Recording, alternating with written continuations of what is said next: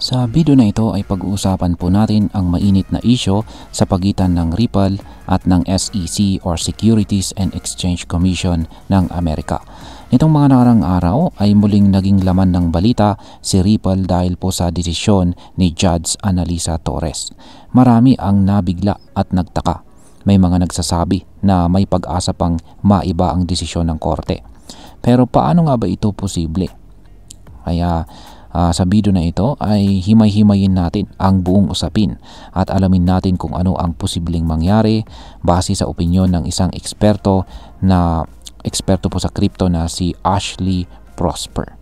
Kaya ayan, bago po tayo magpatuloy ay pakibasa na lamang po muna ang disclaimer dito sa ibaba ng ating screen. Yan, simulan po natin sa kasalukuyang kalagayan ng kaso ng Ripple laban sa SEC. So ayan nga, nitong nakarang linggo, naglabas ng decision si Judge Analisa Torres tungkol po sa kaso ng SEC laban kay Ripple. At ang resulta, si Ripple ay pinagmulta ng $125 million at binigyan pa ng permanent injunction. Ang ibig sabihin nito ay hindi na sila pwedeng magbenta ng XRP sa paraang lumalabag sa batas ng securities. Pero teka, may twist. Nagkasundo na po ang Ripple at ang SEC na magbayad na lang si Ripple ng $50 million at tanggalin yung injunction. Kaya ang ginawa nila ay nag-file sila ng motion para sa tinatawag na indicative ruling, kung saan ay hingi sila ng basbas ng korte para aprubahan ang kanilang kasunduan. Pero may problema. Tinanggihan ito ni Judge Torres. At ang dahilan? May procedural error o mali sa paraan ng pag-file ng motion. Kaya ang tanong ay may pag-asa bang magbago ang desisyon? Yan. Ngayon ay paano pwedeng baliktarin ni Judge Torres ang kanyang desisyon laban kay Ripple? Ayon po sa crypto expert na si Ashley Prosper ay may ilang kondisyon kung saan pwedeng baliktarin ni Judge Torres ang kanyang ruling. Ito ay posibleng mangyari sa dalawang paraan. Una ay kung may classified or sekreto at sensitibong ebidensya. Pangalawa, kung makikialam ang mismong Federal Executive Branch ng Amerika. Ngayon ay ano po ang ibig sabihin ng classified evidence at paano po ito makakaapekto sa kaso ni Ripple? Ang unang posibilidad ay kung may maipakitang sealed o classified documents na magpapatunay na may malaking interes ang gobyerno ng Amerika kay XRP. Ayon kay Prosper, kung may dokumento galing po sa US Treasury na nagsasabing ginagamit si XRP bilang bahagi ng isang proposed National Crypto Reserve, malaking dahilan ito para baguhin ng judge ang kanyang ruling. Isipin mo to, kung ang Department of Justice ay magsabi na ang tuloy-tuloy na kaso laban kay Ripple ay makakasira sa ekonomiya o diplomatikong ugnayan ng Amerika, maaaring magbago ang isip ni Judge Torres. Karaniwan sa mga korte ang paggalang sa national interest. Kaya kung ganito kalalim ang epekto ng kaso, may posibilidad po talagang bawiin ang hatol.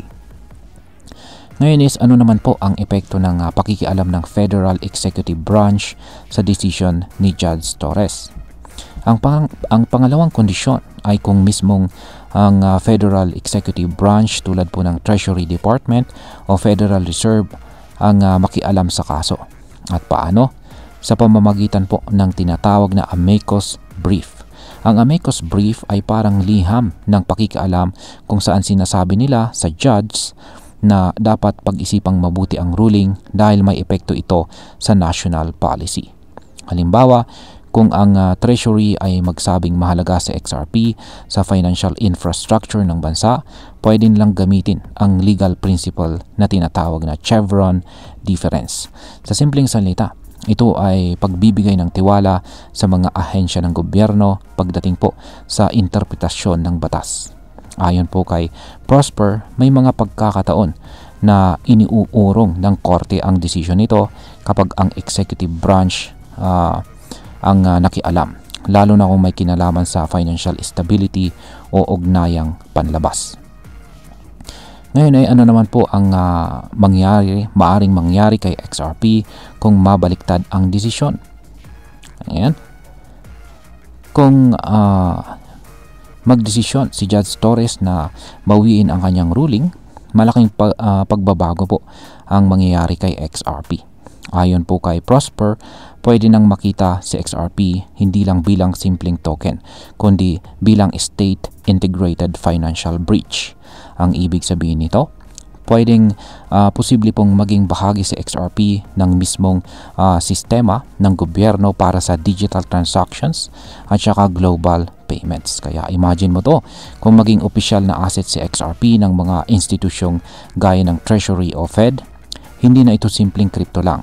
Isa na po siyang bahagi ng pambansang infrastruktura. At kapag nangyari yan, tiyak na aangat ang kanyang presyo at ang tiwala ng mga tao kay XRP. Ngayon ay may mga nagsasabing haka-haka lang ito. Kaya totoo ba ito? Siyempre, hindi lahat ay naniniwala sa posibilidad na ito.